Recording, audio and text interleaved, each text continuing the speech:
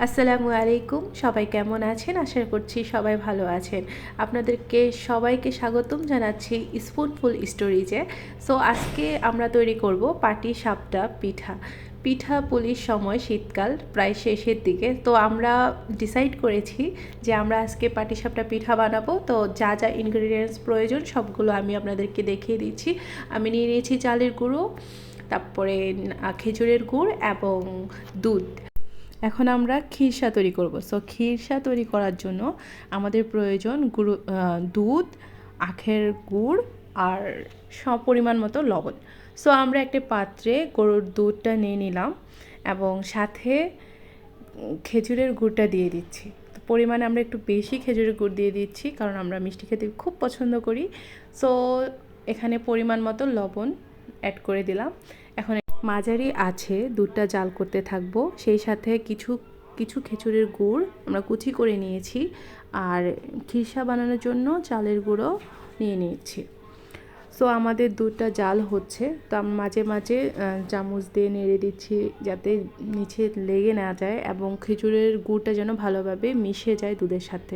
বেটারটা তৈরি করার জন্য আমাদের খেজুরের গুড়ের জল প্রয়োজন। সো একটা পাত্রের প্রয়োজন অনুযায়ী খেজুরের গুড়ের জল তৈরি করে নিচ্ছি। কুচি করে রাখা যে গুড়গুলো আমরা রেখেছিলাম সেগুলোকে পানিতে দিয়ে দিয়েছি এবং এটা ফুটে নেব। এদিকে আমাদের খেজুরের দুধটা প্রায় কমপ্লিট হয়ে গেছে। সো এখানে আমরা প্রয়োজন অনুযায়ী চালের গুঁড়ো দিয়ে ভালো করে আমরা খিরসাটা তৈরি করে নিচ্ছি। খিরসাটা তৈরি হয়ে গেছে প্রায়। সো এখন আমরা বেটারটা তৈরি করার জন্য প্রয়োজন অনুযায়ী চালের গুঁড়ো দুধ এবং লবণ ব্যবহার করব। তো এখানে আমি 10 থেকে 15টা পিঠা তৈরি হয়, এই পরিমাণে চালের গুঁড়ো নিয়েছিলাম এবং 2 টেবিল চামচেরও বেশি আমি গুঁড়ো দুধ দিয়েছি এবং স্বাদ অনুযায়ী লবণ দিয়েছি। উপাদানগুলো ভালোভাবে মিক্সিং করে নিচ্ছি এবং প্রয়োজন অনুযায়ী খেজুরের গুড়ের জলটা দিচ্ছি। একসাথে জলটা ব্যবহার করব না, একটু একটু করে জলটা ব্যবহার করব এবং ভালোভাবে উপাদানগুলো মিক্সিং করে নেব এবং খেয়াল রাখবো যেন কোনো দানাদার পদার্থ না থাকে। যখন বেটারটা তৈরি হয়ে যাবে এরপর আধা ঘন্টার মতো আমি রেস্টে রেখে দিয়েছিলাম। এখন একটা খিরসা প্রায় রেডি হয়ে গেছে, এখন আমরা পিঠা তৈরি করব।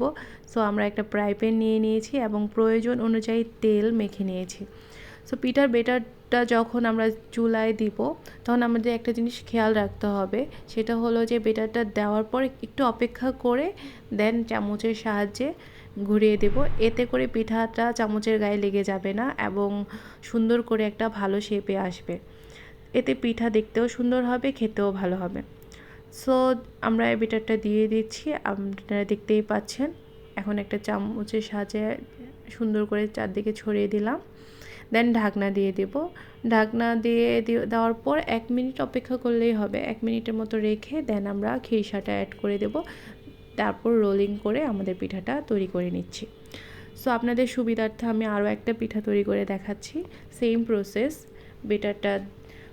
বেটারটা দিয়ে দিচ্ছি এবং 1 মিনিটের মতো ঢাকনা রেখে দেন খিরসাটা দিয়ে দেন রোলিং করে নিচ্ছি, দেখতেই পাচ্ছেন। সো এভাবে পিঠাগুলো প্রায় 10 থেকে 15টা পিঠা এভাবে তৈরি করে নিয়েছিলাম। দেন প্রত্যেকটা পিঠা আমরা বক্সিং করে নিয়ে নিচ্ছি। সো আশা করছি আপনাদের ভালো লেগেছে। ভালো থাকুন। আল্লাহ হাফেজ।